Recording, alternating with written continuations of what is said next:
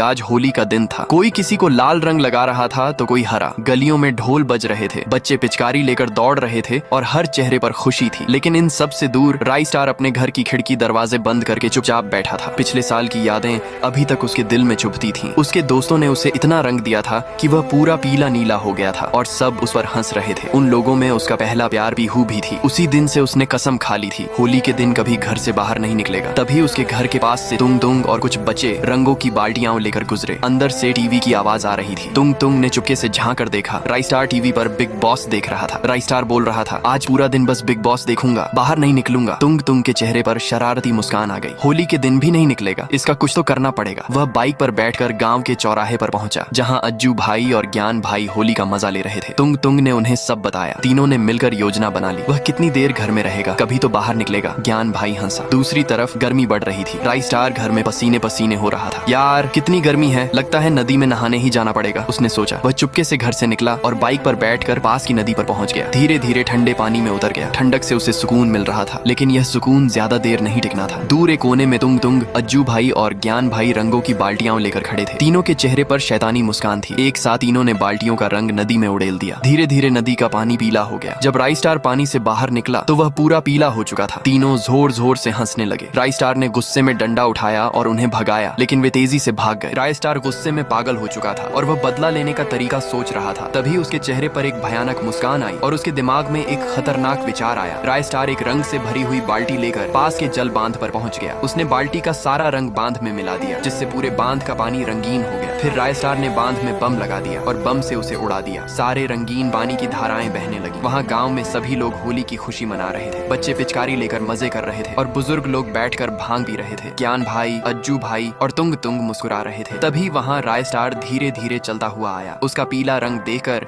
गांव के सभी लोग उस पर पागलों की तरह हंस रहे थे। लेकिन राय स्टार उदास होने के बजाय हल्का सा मुस्कुराकर बोला, बुरा मत मानो, होली है। उसके यह कहते ही गांव में रंगों की बाढ़ आ गई, जिससे पूरा गांव रंगों में डूब गया और सभी लोग राय स्टार की तरह रंगीन हो गए। एक कोने में खड़ा राय स्टार जोर जोर से हंस रहा था। तभी गुस्से में तुंग तुंग उसके पास आया और भांग का एक गिलास उसकी ओर बढ़ाकर बोला, हैप्पी होली मेरे दोस्त। राय स्टार ने भांग पी और तुंग तुंग को गुलाल लगा दिया। तुंग तुंग ने भी उसे रंग लगा दिया और दोनों खुश थे। तभी वहाँ राय स्टार का पहला प्यार भी हुआ। उसे देखकर राय स्टार का दिल जोर जोर से धड़कने लगा। तभी तुंग तुंग ने उससे कहा, यही मौका है मेरे दोस्त। राय स्टार हल्का सा मुस्कुराया और पास पड़ी मेज से गुलाल उठाकर पीहू के गालों पर लगा दिया और कहा, हैप्पी होली। पीहू ने भी उसे रंग लगा दिया। अब पूरा गांव रंगों में खोया हुआ था। इस होली रंगों के साथ खुशियां भी बांटी गईं। हैप्पी होली।